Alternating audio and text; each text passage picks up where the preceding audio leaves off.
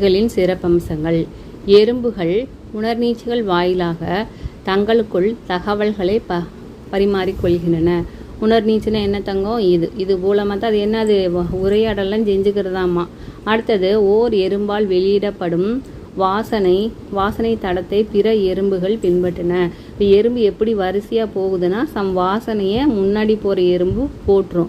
அந்த வாசனையை பயன்படுத்தி பின்னாடி இருக்கிற எறும்புகள்லாம் அதை ஃபாலோ பண்ணிக்கும். இப்போ நீ எறும்பு போகிற வழியில் உன் கையை வச்சு அந்த கோடாட்டம் கிழிச்சிட்டேன்ட்டு அந்த வாசம் இல்லைன்னா அதுக்கு என்ன பண்ணும், சுற்றிக்கிட்டே இருக்கும். கொஞ்ச நேரத்தில் அந்த வழியை கண்டுபிடிச்சிடும்.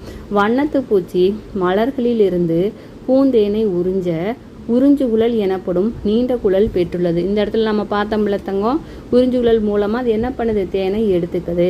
தேனி தன்னைத்தானே பாதுகாத்து கொள்ள அதன் கொடுக்கு உதவுது. கீழே இருக்குதுல கொடுக்கு உதவுகிறது. தேனி கொட்டுவது வலி நிறைந்ததாக இருக்கும். எனவே தேனீக்களை தொந்தரவு செய்யாது. தேனி ஒரு போட்டுச்சுன்னா பயங்கரமாக வலிக்கும். அதனால் அதை நம்ம என்ன பண்ணக்கூடாது, தொந்தரவு பண்ணக்கூடாது. ஸோ இது பார்ட்ஸை குறிக்க சொல்கிறாங்க. இது என்ன தங்கம்? உணர்நீச்சி. இது என்ன? இறக்கைகள். இதெல்லாம் நம்ம என்ன சொல்கிறோம்? கால்கள்னு சொல்கிறோம். அதுக்கப்புறம் இங்கே மேலே இருக்குல்ல கண் பகுதி இருக்கும்ல, அது என்னது? அதுதான் தலை. அது மேலே போயிடுச்சு. இது இருக்குதுல்ல, இது மார்பு பகுதி. இது வயிறு. இதுதான் கொடுக்கு. இது என்னாச்சுன்னா மேலே தள்ளி போயிருச்சு. இதை கொஞ்சம் கீழே இப்படி இறக்கி விட்டோம்னா இப்போ பார்ட்ஸ் கரெக்டாக இருக்கும். இது வயிறு. அடுத்தது கொடுக்கு. டைம் இருக்குதான்னு வாரு, 3 மணி. சரி. அடுத்தது பூச்சிகள், எறும்பு, தேனி ஆகியவற்றின் உடல் பாகங்களை ஒப்பிட்டு அவற்றின் ஒற்றுமை வேற்றுமையை எழுது அப்படிங்கிறான்.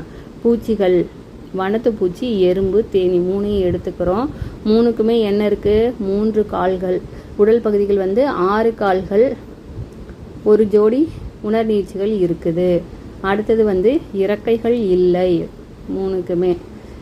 சரி. எறும்புக்கு இறக்கைகள் இல்லை, தேனிக்கு இறக்கைகள் உண்டு. இதுக்கு வனத்து பூச்சிக்கு 3 உடல் பகுதிகள் இருக்குது, 6 கால்கள், ஒரு ஜோடி உணர்நீட்சிகள். இது எல்லாத்துக்குமே வரணும். வனத்து பூச்சிக்கும் வரும், எறும்புக்கும் வரும், தேனீக்கும் வரும்.